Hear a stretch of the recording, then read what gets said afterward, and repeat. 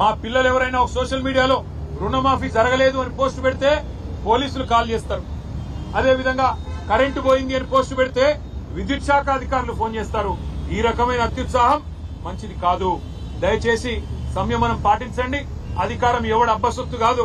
ప్రజాస్వామ్యంలో అధికారం మారుతూనే ఉంటది, వ్యవస్థ మాత్రం అట్లే ఉంటది. దయచేసి గౌరవ డీజీపీ గారికి మేము ఏదైతే విజ్ఞప్తి చేశామో తిరుమలగిరి సంఘటన విషయంలో స్థానిక పోలీసుల మీద కూడా యాక్షన్ తీసుకోవాలా. ఎవరైతే హత్యాయత్నం చేసిండ్రో వాళ్ళ మీద 307 కేసు పెట్టాలి. కాంగ్రెస్ గూండాలను ఖచ్చితంగా అదుపులోకి తీసుకోవాలని విజ్ఞప్తి చేస్తా ఉన్నాం.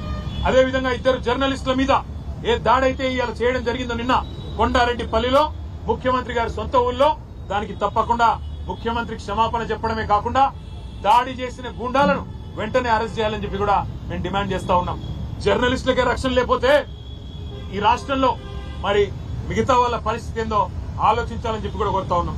అదేవిధంగా బేరు సత్యనారాయణ అని చెప్పి మా నాయకుడు మాజీ ఎంపీటీసీ, ఆయన మొన్న మంచిర్యాల జిల్లాలో మంచిర్యాల నియోజకవర్గ కేంద్రంలో అక్కడ ఉండే స్థానిక కాంగ్రెస్ ఎమ్మెల్యే వేధింపులు, పోలీసును అడ్డం పెట్టుకుని ఆయన చేసిన హరాస్మెంట్ తట్టుకోలేక గొంతు కోసుకున్నాడు బ్లేడ్తో.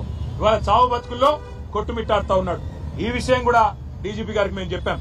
ఇది ఒక్క మంచిర్యాలలోనే కాదు, ఇక చాలా చోట్ల ఈ రకంగా పోలీసులను అడ్డం పెట్టుకుని హరాస్మెంట్ కార్యక్రమం జరుగుతా ఉంది.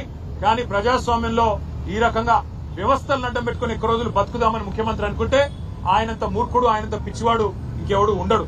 అందుకే డీజీపీ గారు కూడా విజ్ఞప్తి చేసినాం. రాష్ట్రంలో శాంతి భద్రతలు అదుపు తప్పుతా ఉన్నాయి.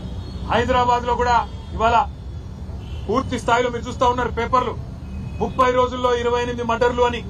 ఈ నగరానికి ఏమైంది అని చివరికి ముఖ్యమంత్రి గారికి అప్పుడో ఇప్పుడో ప్రభుత్వానికి వెన్నుదన్నుగా నిలిచే పత్రికలే వార్తలు రాసే పరిస్థితి కూడా వచ్చింది.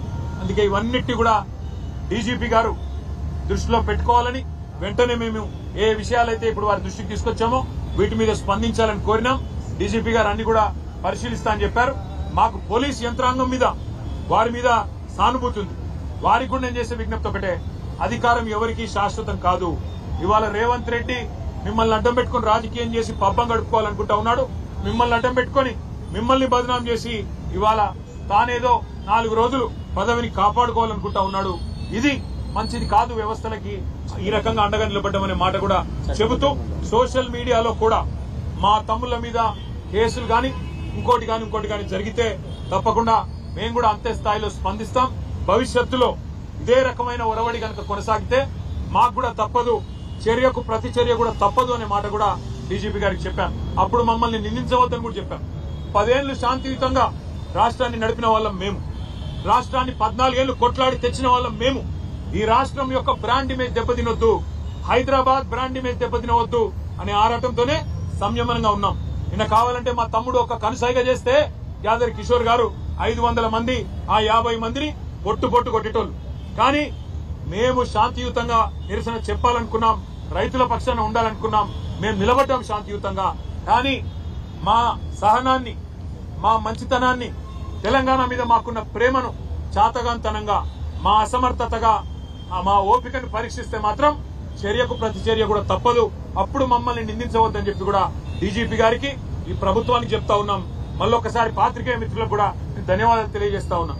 నిన్న జరిగిన ఈ సంఘటనలన్నిటి కూడా రాష్ట్ర ప్రజల దృష్టికి తీసుకొచ్చినందుకు తప్పకుండా మీ బాధ్యత మీరు సక్రమంగా నిర్వర్తించినందుకు మా ఎలక్ట్రానిక్ మరియు ప్రింట్ మీడియా సోదరులకు కూడా హృదయపూర్వకంగా మా ధన్యవాదాలు. నమస్కారం.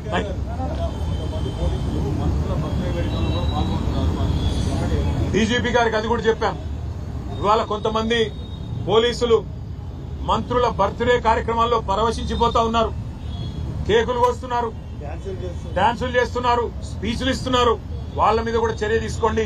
ఇట్లా ఒక డీఎస్పీ గారు ఉంటే కింద సిఐ గారు, ఎస్ఐ గారు, కానిస్టేబుల్కి ఏం సంకేతం పోతుందండి అని చెప్పి కూడా డీజీపీ గారికి అని చెప్పాము. ఆ విషయంలో డీజీపీ గారు కూడా అన్నారు, అవును కొన్ని చోట్ల ఇది జరుగుతున్నాయి, నేను కూడా చూస్తా ఉన్నాను, తప్పకుండా వారి మీద కూడా చర్య తీసుకుంటాం, ఇప్పటికే షోకాజ్ ఇచ్చామని కూడా వారు కూడా చెప్పడం జరిగింది. Thank you.